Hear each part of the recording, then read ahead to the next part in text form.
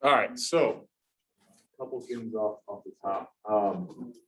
I think that third homework, I mentioned it last week. It was showing up on my tab, and I didn't realize that it didn't deploy it to Canvas, and I actually had issues getting it on there, but I finally got it up there yesterday. So still have quite a ways off, right? The due date is the 27th, and it has been up there if you kind of go to the Pearson website, but it wasn't displaying as a link on Canvas correctly. So now it should be, should be able to see on Canvas, and kind of it's also up there on Pearson.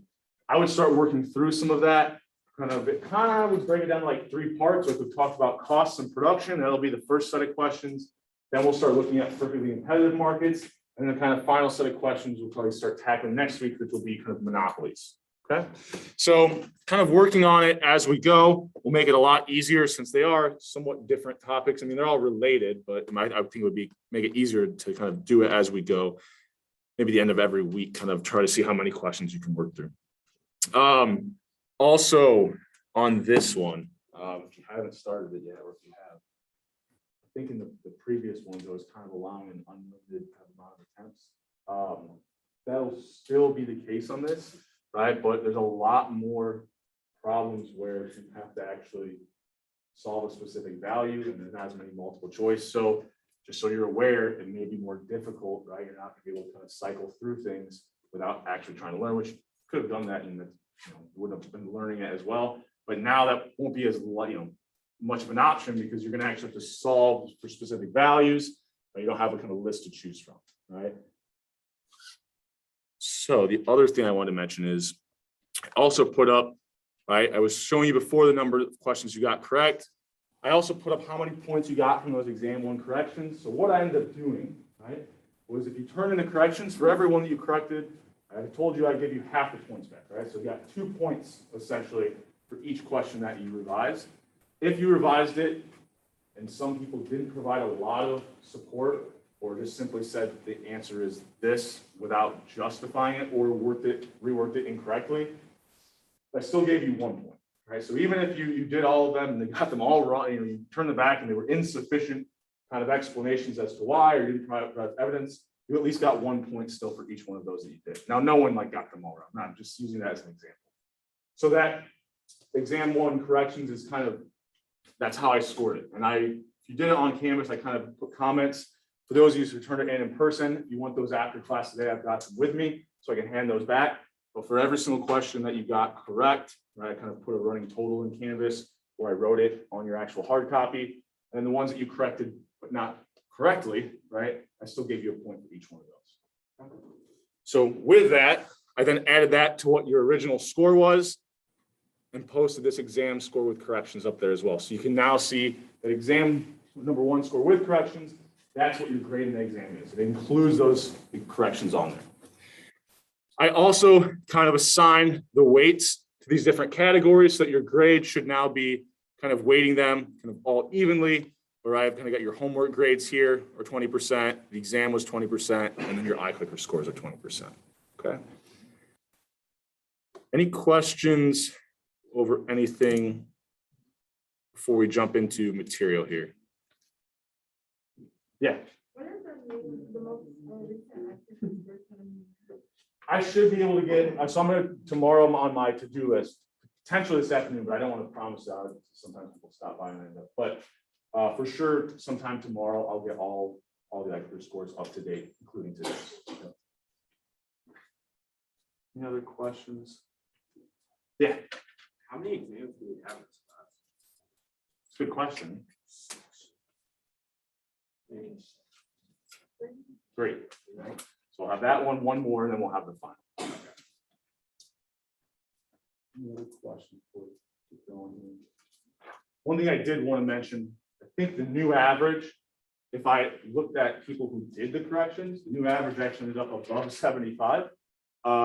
But there were people who didn't do any corrections, so that average still remained pretty low, right? But for those who did the corrections, the average score in the exam was actually just above 75. 76 point something, I think. All right, so where did we leave off? We're talking about costs, and we said that the marginal cost curve will intersect the average total cost curve at its minimum point. Right? We then also said, well, anytime our additional costs, right, the amount that we're adding to the total, is a value below the average, well, our new average is just going to be lower. So for every portion where the marginal cost curve was below the average total cost curve, our average total cost is declining, right? It's going down. For quantities where my marginal cost was above my average total cost curve, we'll notice there we're adding a value that's higher than the average, so the new average is going to be going up. Right? So for every quantity past where marginal cost is above the average total cost curve, we see average total costs are increasing. And the point where they are equal, right, or the point where the marginal cost curve intersects the average total cost curve, that's where it's at its minimum point. Okay? I think I might have had that here. Okay. So we won't use this next one as a clicker. I think I originally wanted to last week, but I wanted to leave it up here because it's worth at least thinking about. If I see a change in the wage rate, right, so that companies are going to have to pay its workers more, which of the following is true? Right? So we think about wages. Wages are going to be part of our variable costs. We said for most things in the short run, we can't change our necessarily what building we're renting and, immediately, but we can hire and fire workers, and so we know that's going to be one of our variable costs is wages. So if wages change and go up, we know our variable cost curves will change, but our fixed costs aren't going to be impacted at all by it. So if we think about our total fixed and our average fixed costs, those aren't going to change at all when we see a change in wages, because we said labor is that thing we can change in the short run. It's part of our variable costs. Okay? So the other ones, yes, total cost will increase, total variable cost will increase, but we can't say whether or not average total, average variable cost is increasing or decreasing without knowing also the value of marginal costs, right? Or knowing what the actual values are, right? Because if you gave me the values, you said I'm currently producing a quantity where the marginal cost is 50, average total cost is 100. If I produce another unit, what's happening to average total cost? Well, the marginal cost was 50, my average total cost is 100, whatever I said it was. I know that marginal cost is below average total, so my new average total will be lower, right? So I know that I'd be on that decreasing portion. But without any information about the values, I can't say anything. But I do know that those labor costs don't impact my fixed costs, right? Labor is the thing that we said is variable in the short run. I had some numbers here. We've already worked through a couple other examples last week, but just to have a reminder with some actual numbers to it, we could go through for different quantities, use the variable cost. We've got average total costs here. Think about what the marginal costs are, and notice every time marginal cost is below the average total, right? 0.25 is below 0.75. My new average when I produce a higher quantity is lower. My marginal cost is below average total. My new average total cost is lower. Once my marginal cost is above the average total, my new average total is higher, right? It starts to increase. So we can see that play out in the numbers as well, not just kind of that nice visual, but the graph I think does make it a little bit easier. So here's another way just to kind of remind us, not only does it intersect the average total cost at its minimum point, but it also intersects the average variable cost at its minimum point as well. Okay? And we said the difference between average total and average variable costs was just what? Yeah. Yeah, right. If we think about what total costs are, they're variable costs plus fixed costs.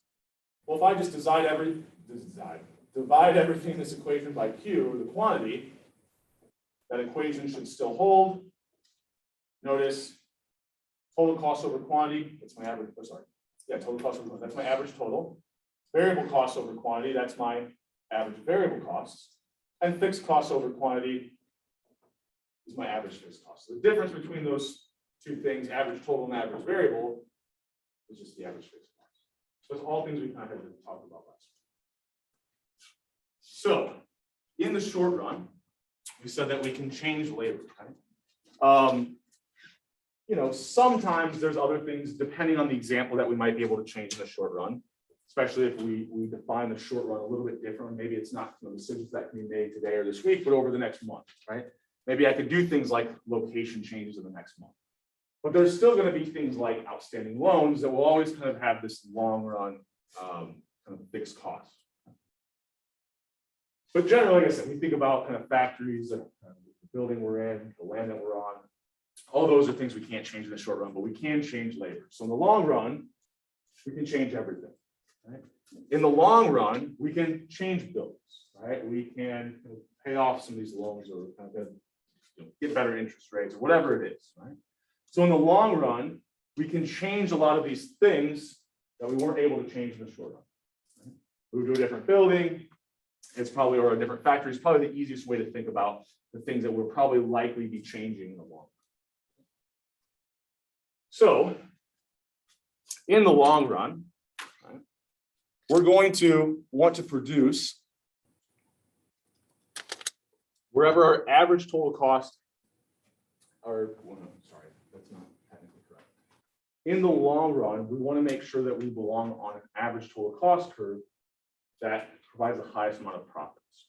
The thing is, in the long run, you can imagine, maybe originally I had really high fixed costs. So maybe my average total cost curve was somewhere up here. In the long run, as I change things that I couldn't in the short run, like move to a cheaper building, right? Maybe switch out some of my material orders to be using a cheaper material. At every given quantity, I might be able to, call this ATC12, lower those average total costs. Right? So ideally, in the long run, as I can change everything, I can get to that lowest cost curve. Because I want to produce things at the lowest cost. So over time, I can change these things in the long run. We're going to belong on kind of, I guess shouldn't say lower total cost curves. The total cost curves where I could produce the same quantity, but at a cheaper value. Right? Notice here, if this is my short run average total cost curve, we'll call this our medium run average total cost curve and our long run. Right? Well, over time, if I can get to this new average total cost curve, notice the same quantity I can produce at a lower cost. Okay? So anything below QA here, I would want to stay on that. Maybe think about this as small, medium, and large kind of factories. So if I'm in the small factory, that's pretty beneficial when I have low production, right? Because I don't need this extra space, so why should I be paying for it? If I'm paying for this extra space, right, I go upgrade to this medium size factory. Well, now to produce these quantities below QA, I'd have to do it at a higher cost. Right? And that's because I'm paying for a larger factory that I'm just not utilizing, right? I'm not producing higher quantities, I'm producing low quantities, so it's just kind of empty space that I'm just paying for. So when I'm producing low quantities, I want to be kind of choosing that small factory. As my business kind of takes up, maybe I want to produce more and more. So if I'm somewhere between QA and QB, well, now moving to a medium-sized factory allows me to meet those production needs a little bit more efficiently, right? And I'm using kind of all my space in that medium-sized factory now. Now, as I want to continue to produce more and more, so maybe past point kind of B, QB, well, now if I stay in the medium factory, right? I kind of get behind, there's not enough room, right? The boxes are stacked to the ceiling, so it's hindering production. I just can't churn out output fast enough because my orders are greater than whatever my factory is kind of allowing. So if I want to produce higher quantities past this point, and I'm in the medium-sized factory, my cost is going to be relatively high. Whereas if I could switch it to this larger factory, right, ATCL, well, now I can produce those higher quantities in this very large factory a lot more efficiently. I can meet all of my orders, and so I can kind of lower my costs. Right? So as I want to produce more and more, I might just switch one of these factors of production. The easiest one to think about maybe switching to a larger building. So our long run average total cost curve, we would say, is basically the combination of all of these different cost curves. Okay? We know that for all the quantities below QA, this will be my cost curve. all the quantities between QA and QB, I'll be on this portion of my cost curve, and all quantities above QB, I'll be on this portion of my cost curve. I'll just be switching out that long run kind of factor of production, which was the building I was renting. So my long run average total cost curve is kind of the minimum of all those different combinations. I could think about, maybe I have something even crazier, right? Where I've got a bunch of different cost curves. And basically what I'm doing is I'm just following the lowest point on the intersection of all those things. Now in practice, we don't have to necessarily calculate these long run average total cost curves. So it makes it a little bit more of like a concept, but it would look something like this, right? So maybe not just small, medium, large factory, right? There is a infinite range, well, not infinite, but there is a wide range of possible size factories I could potentially choose. And so maybe these are all the different cost curves of those of choosing different factories of different sizes. And minimum of all these would kind of represent my long run average total cost. So if we're looking at the long run cost curve, as we produce more and more, notice initially, as I produce higher quantities, my average total cost is declining. As I move into these larger and larger factories, I'm actually lowering my average total costs. So we would say this is kind of the economies of scale, right? As I'm scaling up production, right, I'm actually lowering my cost by producing a higher and higher quantity. The next portion, notice, well, here, my costs actually aren't changing. Now in practice, it's unlikely we have a flat portion of the curve that's this long, kind of using that to make a point. And this constant returns to scale, right? We're producing higher quantities, my average total costs aren't really changing. That's unlikely to be as wide of a range of quantities as I have depicted here, but it still will potentially be a portion of our long run average total cost. And then as I produce more and more, eventually I start producing higher quantities, it'll start increasing my average total cost curve. So we would call this diseconomies of scale. So economies of scale mean as I scale up production, and it's kind of a goofy way of saying, but it's like, I'm lowering my costs, it's benefiting, right? So economies of scale are good. Diseconomies of scale mean as I ramp up production, as I kind of scale up my production, I'm actually hurting myself, right? Increasing my average total costs. Oops. Questions on anything there? I can go back to it, but anyone's taking notes. I know they're kind of just trying to focus and bullying out those different points. Okay, Liz? No questions? All right, so we've got this long run average total cost curve. We've got the total cost curves of different factors of production we can't change in the long run. How does all this tie into what companies care about, which is essentially increasing economic profits or maximizing economic profits? That's the goal of the firm. So we've got different types of markets. We'll focus on one this week and probably still a little bit next week and then transition to another. So the first one's going to be perfectly competitive markets. This is really everything we've talked about. We've always kind of in the background, we're assuming perfectly competitive markets. I showed you what happens if we don't have perfectly competitive markets, so we have some regulation, right? But a perfectly competitive market would be something like nobody has any influence over the price. No company is large enough to where their production decision could alter the price of that good in the market. Right? So these are going to be, maybe like the best example is like bottled water, right? There's no one company that kind of produces so much of the bottled water that exists that they can kind of dictate the price by changing the supply, right? By how much they produce.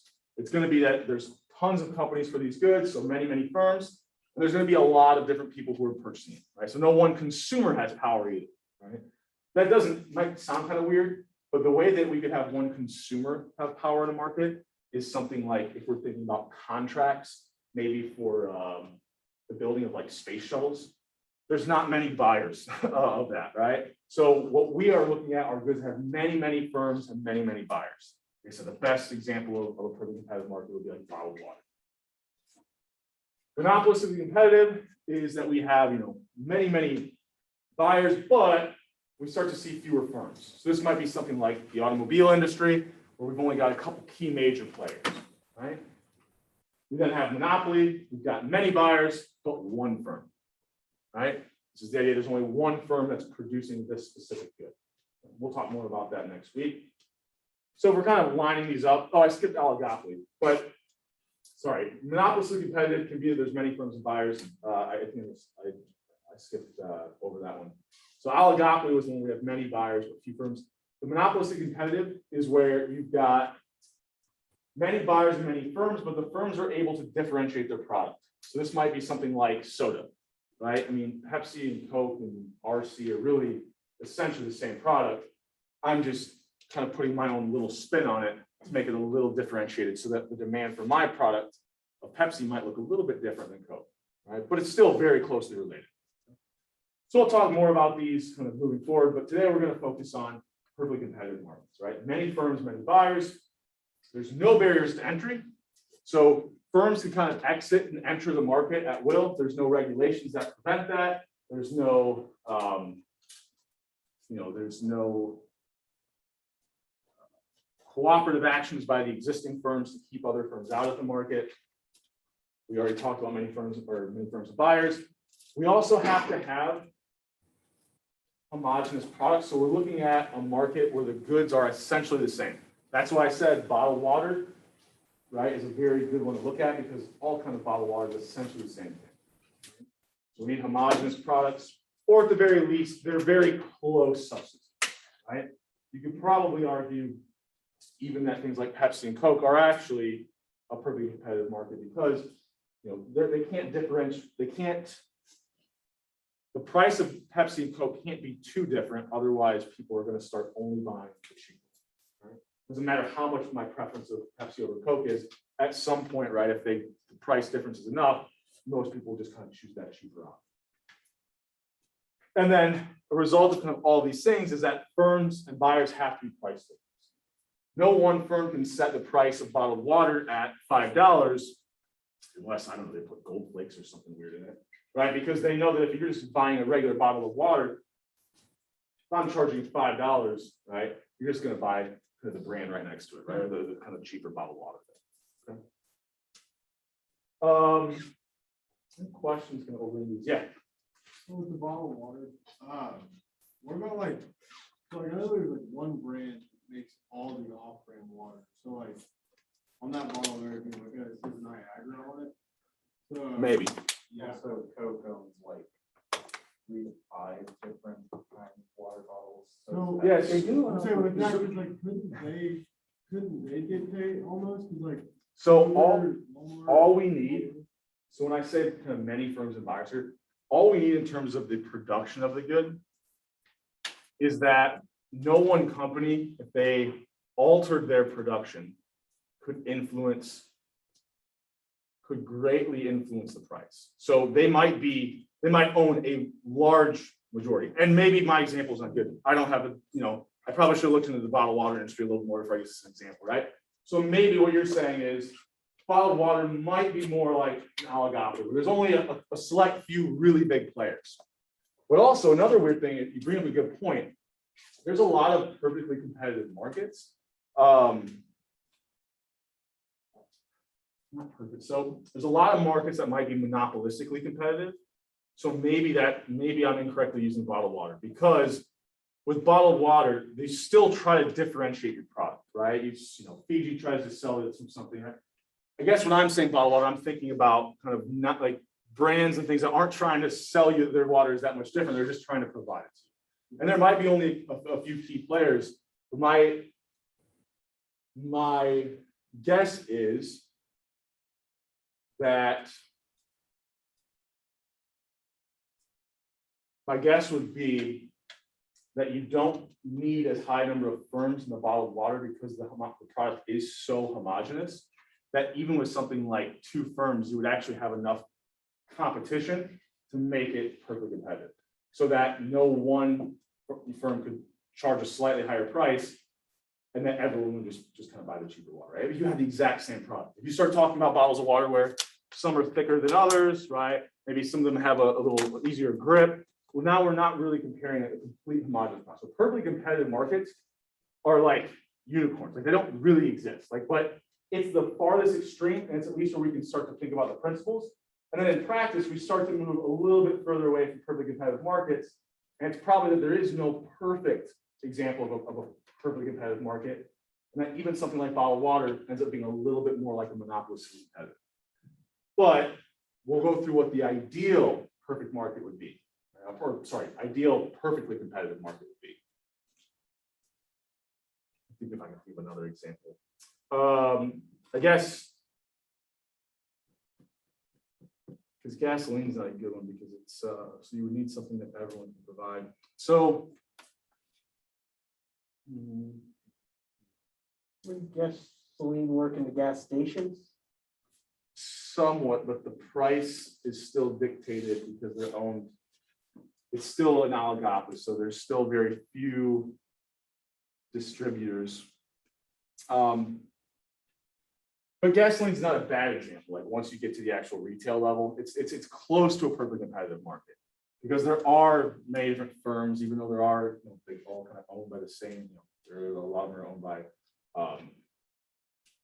There's not like 100 different companies that sell gasoline, but there are quite a few, and there are enough firms, enough buyers where no one of them can charge a price slightly higher because everyone will just kind of leave and go to the one that's a little bit cheaper. So yeah, bottled water, gasoline market is pretty close, but nothing is truly perfectly competitive. But it at least allows us, it gives us a starting off point to start thinking about how firms are going to choose their optimal quantity to maximize economic profits. So, anytime we have examples where there's various entry, legal restrictions, maybe scarce resources that are only controlled kind of by one individual, or we'll talk about natural monopolies eventually. None of these would be perfectly competitive markets. I don't want to waste too much time on this. What I actually want to start getting through is how these perfectly competitive markets will operate. So if I think about gasoline, because that was one of the examples I was thinking about, it's close to perfectly competitive. Whatever the market demand and market supply are, right? We've already talked about these, right? Market demand was just adding up every individual's demand curve. Market supply, add up every producer's supply curve. We said the equilibrium price on the market, right, is going to be wherever those two intersect, right? Where the quantity demand is exactly equal to the quantity supply. So I think I have gasoline here. Obviously, this isn't for a gallon. Maybe this is, I don't know, whatever they're paying, or some quantity of gasoline, right? So whatever the price is in the market, the firm has to take that and charge it. Because if they start to deviate from that price, well, people will just stop purchasing gasoline from them and just go to the company that's right down. So they're going to use that price that's dictated by the market. So we're thinking about the firm's production of gasoline. So here we've got our market supply and demand. When we think about what one firm is going to do, how much gasoline they're going to produce, their marginal revenue will just be whatever price they can charge. Right? So essentially, you can think about for the firm, you can write it down here on the x-axis, it's easier. Right? Their marginal revenue curve will essentially just be the price. At every quantity, the amount of additional revenue they can get from selling that good is just whatever price the market dictates. Right? They don't have a differentiated product. They can't deviate from the price. Otherwise, their quantity goes almost down to zero. So we also know that these firms are also going to have their own costs. Right? So we'll look at everything now in the short run. Okay? So we'll go back to the short run, kind of make it easy initially. So here's my average total cost curve in the short run. And I know my marginal cost will intersect that average total cost at its minimum point.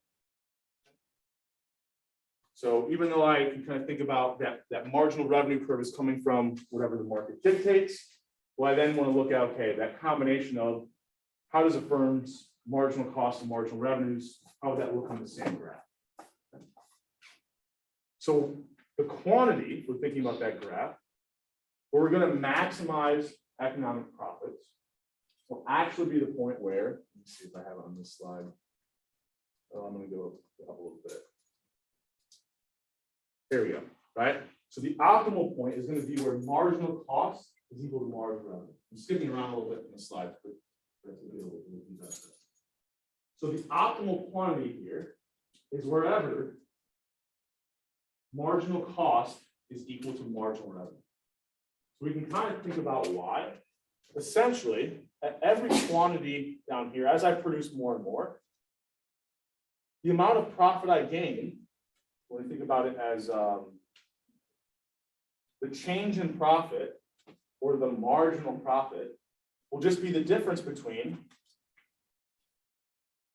how much additional revenue I'm adding and how much additional costs I'm adding. Right? That's how much profit is either going to increase or decrease. So for every quantity down here, my additional revenue that I would get from selling that unit is much greater than the additional costs that it took me to create it or produce it. So for all these quantities, my profits are still going up. Once I get to this point where marginal cost is equal to marginal revenue, whatever quantity that is, call that Q star per now. If I want to produce past that point, well, the additional costs of producing these units is greater than the additional revenue that they'll bring in. So why would I create it? I'm just going to be eating into my profits at that point, right? Every quantity past the point where marginal revenue is equal to marginal cost, I'm just adding more costs than I am revenues, right? Excuse me. So if I keep producing past this point, I'm just eating into my profits.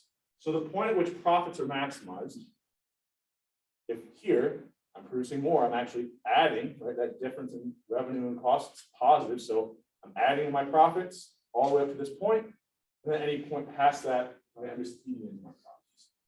You want to think about it. So if I've got the quantity of the firm down here, this is the point where profits will be maximized. I think I'm drawing this good here. It's supposed to be, yeah, maybe if I do this well.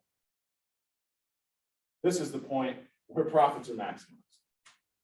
At every point below this, as I was increasing quantity, I was increasing my profits by whatever the difference was between marginal revenue and marginal costs. At every point past this, I would just be eating into my profits.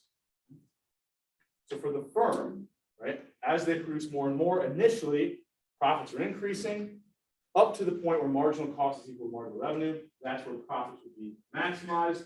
And if I continue to produce past that point, I'm just eating into my profits, right? And that's really a byproduct of these increasing marginal costs. At some point, the marginal cost, the additional cost of producing these units just gets too high, and it just starts decreasing their profits. Another way of thinking about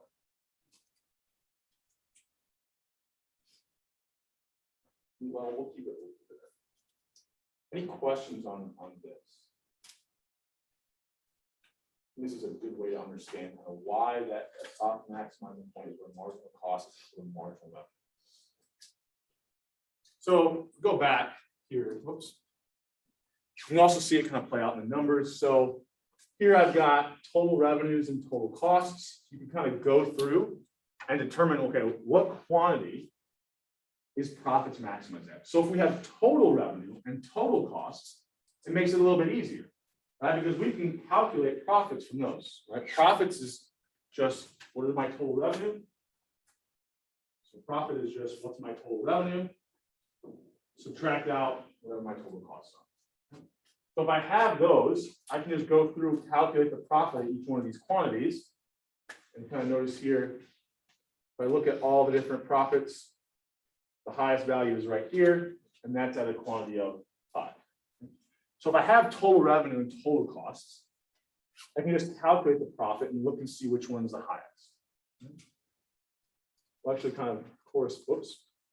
I'll mention one more thing, and then we'll kind of show you how, instead of total revenue and total costs, how marginal revenue and marginal cost actually would give us that same quantity of 5 as being the optimal quantity.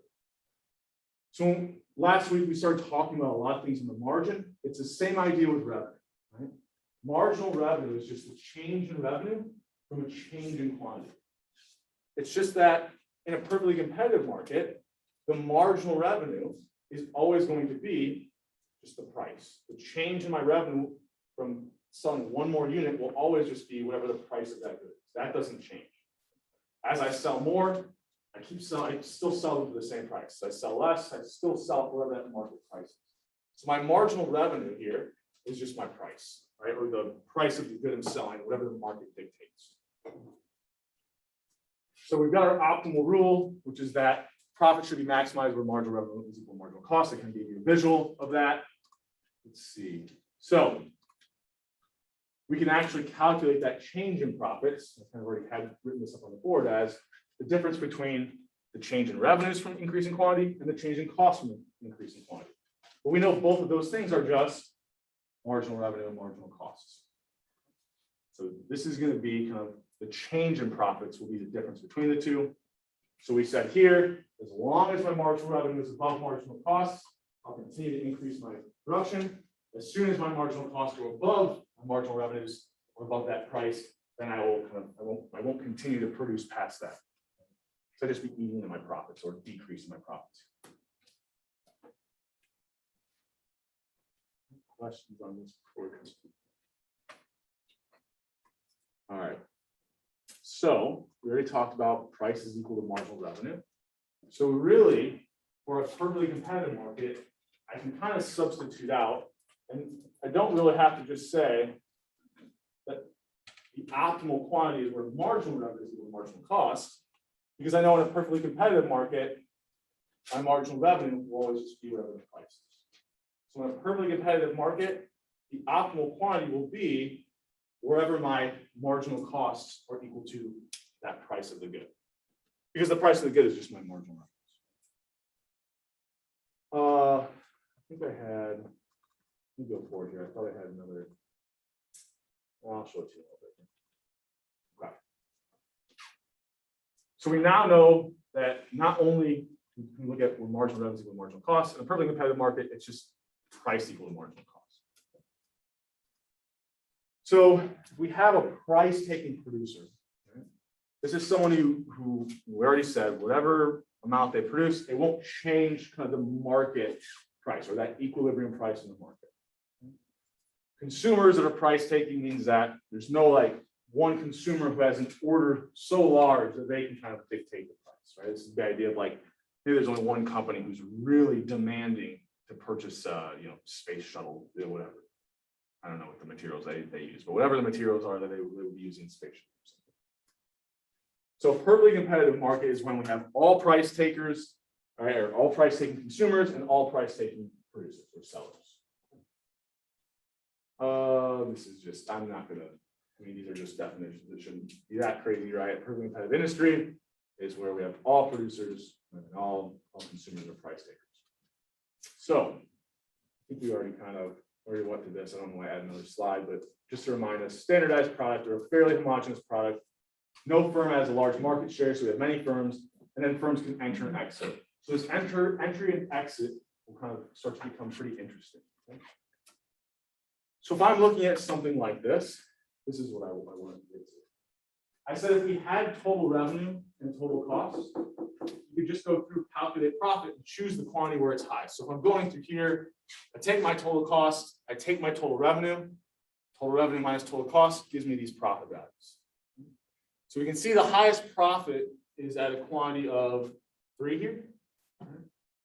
But I could have also figured this out by looking at marginal revenue and marginal cost. If what I'm telling you is true, when I go through and find where does marginal revenue equal marginal cost, that would be the quantity which is highest. Now, here this presents a problem that we might have play out, where if I'm only looking at units where they increase by 1, there's going to be kind of gaps. We always draw this as though it's continuous, right? Technically, there are gaps in these curves because I can't produce maybe half of them. So kind of notice here, I'm trying to find where does marginal revenue equal marginal cost. Well, I might not be able to produce exactly at that point, but I will continue to produce as long as marginal revenue is above my marginal cost. So yes, the optimal point would be where they were equal to each other. But if I'm doing this decision making kind of unit by unit,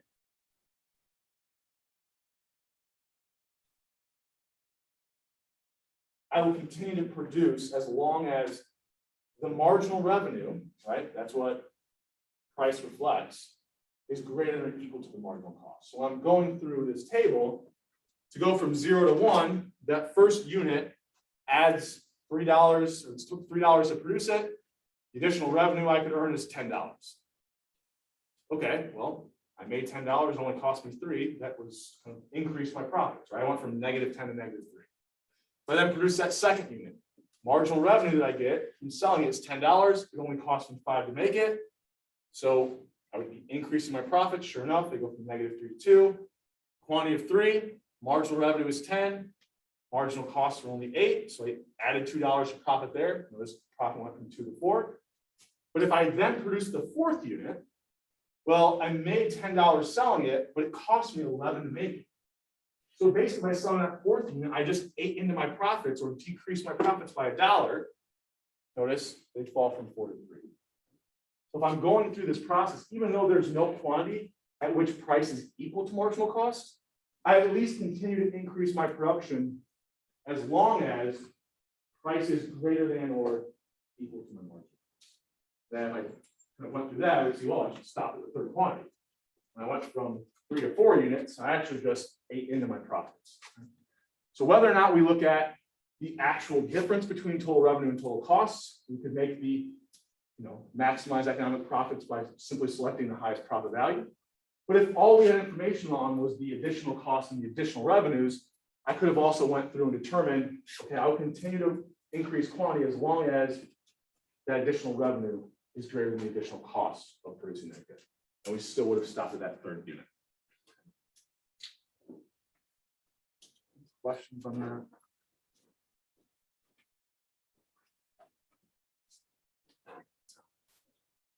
All right.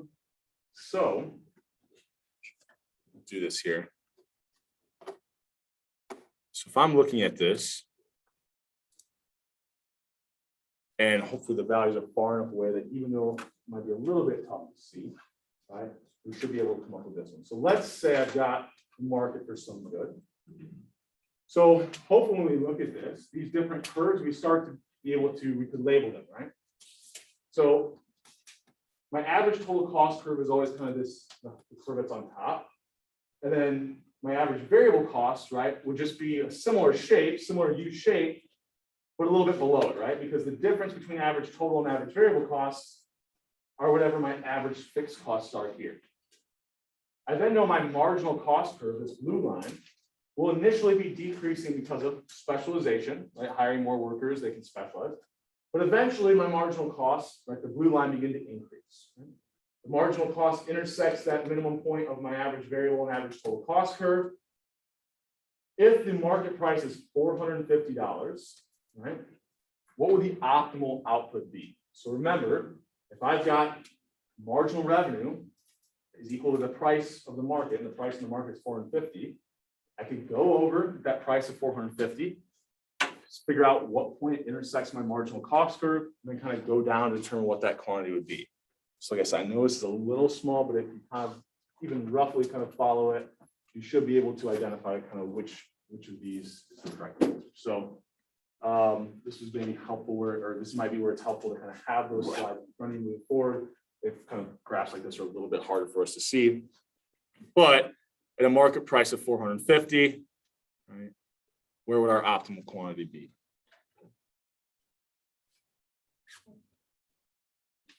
So because it's a little hard to see, kind of talk through this one together. So everyone hopefully in the future, like I said, we'll start looking at more graphs like this. So maybe having this being able to access the slides and kind of bring them out might be useful. Okay? So if the price is $450, approximately, where does that equal the marginal cost curve? Looks like it's right here. So I then go down, what quantity is that at? It looks like it's about 350. Right? So at 350 units, the marginal cost of the last unit produced is the same as the price that I can get for that last unit produced. Okay? That should be the point where profits are maximized. Yeah. Yeah, so if I were to give this like on the exam, I mean, the homeworks have like yeah, you can see the things in between. If not, right, like this one, there's only one tick in between 300 and 400, so it would have to be like exactly 350. I would never give you one where it's like in between and it's all 325 or something, right? It'll be a little bit easier to identify exactly what the quantity would be. But here, right, I can kind of follow these like gray lines, right? And if I look at where 450 is, I can follow this gray line. So 400, 500, 450 would be kind of that tick in between the two. And then go over following this gray line, find the point that I'm at in the marginal cost going down this gray line. There's only one tick in between 300, 400, so I know that would represent 350. But yeah, on like an exam, I would not give you like these in between ticks. I would do like, I don't know, 50, 100, 150, 200. I actually would have them labeled for it. Yeah. Oh, sorry. You mean the color, the lines are the colors. I'm an idiot. So, right, it probably wouldn't give you something like this as much as something that we saw on the slides where like I just had the lines where I didn't show you where they hit the y-axis, just so it's a little bit easier to think about it. So I'd probably give you something like this. Would you have to label them yourselves? If I would label these curves for you, so you would be told, you know, the black line is average total cost, the green line is average variable, blue line is marginal cost, but we should be getting kind of familiar with recognizing that the average fixed costs are always just decreasing as I produce more. My marginal cost is hitting both of these curves at their minimum point, so that kind of, you know, should let me know that this blue line is marginal cost, so it's hitting the other two at their minimum point. But yeah, I'll label them like on exams. Like I said, I kind of walked through when I was trying to remind you what they were before we had this one set up. So hopefully everybody got this one correct, right? We walk down, we figure out what the quantity is. So make sure you get an answer. And if you haven't, I'm going to close it out. Okay. 3 minutes. I'm going to give you another example. So we're looking at this graph. What is the value of profits? So we've identified the quantity where profits might be maximized by looking at where does that price equal my marginal cost? But what is the actual number? What is the actual value of profits? I know that's where it's at its highest. But what's the actual value? So if we think about what profits are, we have total revenue minus total costs. Well, in a perfectly competitive market, my revenues will just be the number I sell, quantity, times whatever the price in the market is. My total costs, I can think about, I can actually rewrite this. So if my average total costs are total costs over quantity, if I multiply that by quantity, that would actually just represent total costs. So I can actually rewrite my total costs as quantity times average total. It's kind of weird. Why would I want to do that? But the reason why I would want to do that is because now, I'll move out of the way here in a second.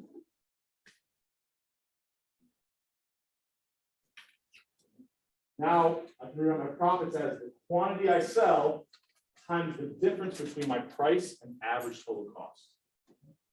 So if my profits are just the quantity I sell times the difference between price and average total costs, well, look, I'm selling this quantity. The difference between the price and where I'm at on my average total cost curve, that's this portion of the equation. And then the quantity I sell, well, that would just be this value, right? 0 out to the quantity I'm selling.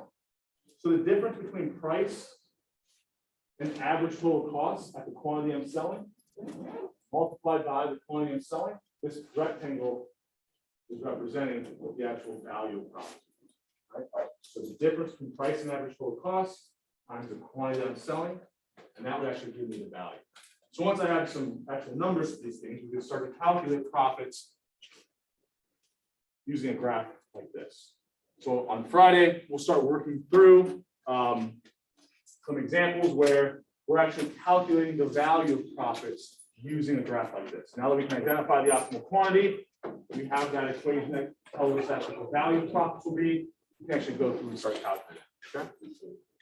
If you want those corrections, if you hand them in person, kind of come up here at the end of class or as you're leaving. Otherwise, I'll see you guys on Friday.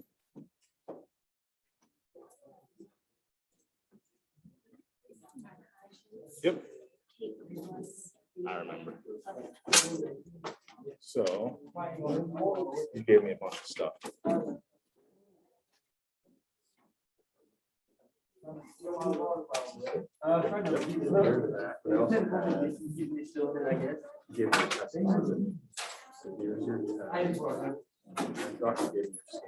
well. I might have, I don't remember, I might have it.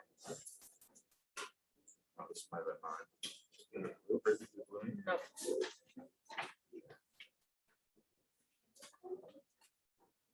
I have kept mine, I don't know. For some reason, I thought I had it, might have left it in my office. But, Okay, I'll see if I have it. Okay. But I think I might. okay, Thank you. yeah, 119. So if you were like to be able to walk through these walls and the hallway down here, it's right in the middle of that. Okay. Okay. And 2 o'clock works? Yeah. Okay. I opened it on Friday. I didn't work today. I'd be at your office hours, but Friday, you were talking in hieroglyphics to me. Okay. I have no idea what. I we're doing. actually will be around Friday if you want to meet. You won't be? I will be. Oh, okay. So. Yeah, no, I will be there Friday. Okay. I don't work Friday. So Okay, gotcha. but I forgot. That's for about 14. Yeah. Did I put it didn't on? see it. I don't think you wrote it down. I here. didn't. think you So missed that's it. I'm saying it. I'm But- sad. Still got a lot of points. I mean, yeah. A lot of points back.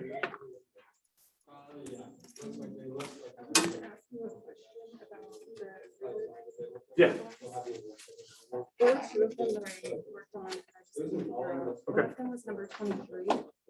And it was because the way I did it was I subtracted the supply plus the. Oh, tax, so I yeah. missed the supply line. So I think what you did was you took the difference between the new price and the old equilibrium price. What you actually wanted to do was at the same quantity, go from the price that consumers are now going to pay to where you would have been at on the old supply curve. And those values are actually 80 and 40. On mine are 40 and 10. So Yeah, it's not there. So you're looking at this difference. The actual difference in the tax. Oh, I see what you're saying. Oh, because so this point, I see. This isn't the intercept here, right? This is the point that we're at on that supply. So that intercept is actually, what should the intercept be? I put it as like 42 and then I put the. So yeah, so what you should do is look at the same quantity. The point that I'm at in my supply curve is 40. The point that I'm at on my supply plus the tax is 80. So the only difference, you have to like look at it at the same point. Now, if I gave you the intercept, you could use that intercept value. But here, I didn't actually give you what that intercept value would be. Okay, so because the intercept value wasn't listed explicitly, I should have just picked a quantity instead of trying to use. You can't use the quantity of 0. Okay. Yeah, because I didn't give you the intercept, you can't use a quantity of 0 to come up with what the tax is. The only quantity I actually gave you was 60, so you have to look at the difference in the values in the supply and the supply plus the tax. Okay. Does that make sense? Yes. And then the other one was number 3. Oh, yeah, so that one. Let me see if I think I can remember all the values. So what we're looking at there is we're gonna have this. So green eggs, t-shirts. And if they were all producing green eggs, I think it was 140. And if we were producing all t-shirts, it was 300. So we won't look at it at each individual, we'll look at it as like the top 5. Well, there's 2 individuals in that top, so it's just adding up their 2 production. Then whoever can produce it cheapest will start producing the x-axis for green eggs here first. I think that was Frank. I don't know which one, but I do remember that if he produced all green eggs, we would be at this point of 80. I think that meant he had to give up 120 t-shirts. So we know that these 3 points would be our production possibilities. At that point, the reason why C is the one that's not on it, I think one of the points is 100. One of the points is tougher to figure out, but you don't really have to, because you know that 80 and 180 is a point here. When I tell you the point of 80, 90, you know that has to be underneath the curve. So you know that that's going to be the point of the curve. But it kind of is the way that you knew that was because whoever can produce this excess cheapest will start producing it first. Once he's exhausted all his resources, he's producing 80 of these green eggs, which meant he's no longer producing t-shirts. So we know that the combination of how many green eggs he can produce and however many t-shirts the other person can produce, that's going to be a point that's on our curve. Is that okay? Is that the only 2? Okay. Yeah, no problem.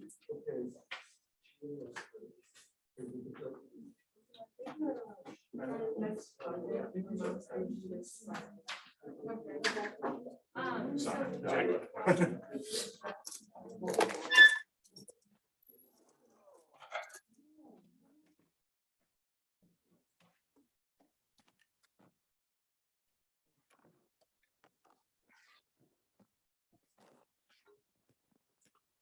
You too.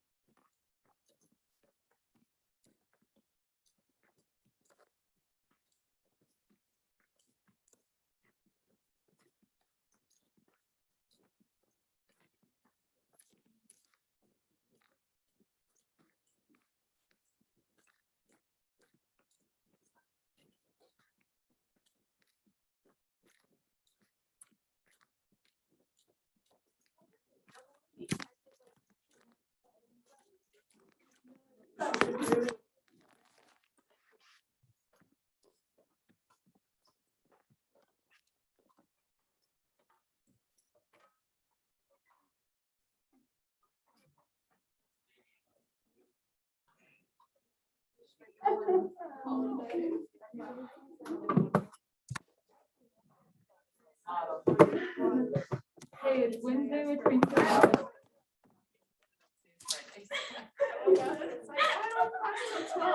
Also means you have less time to do the same amount of work. I know, that's what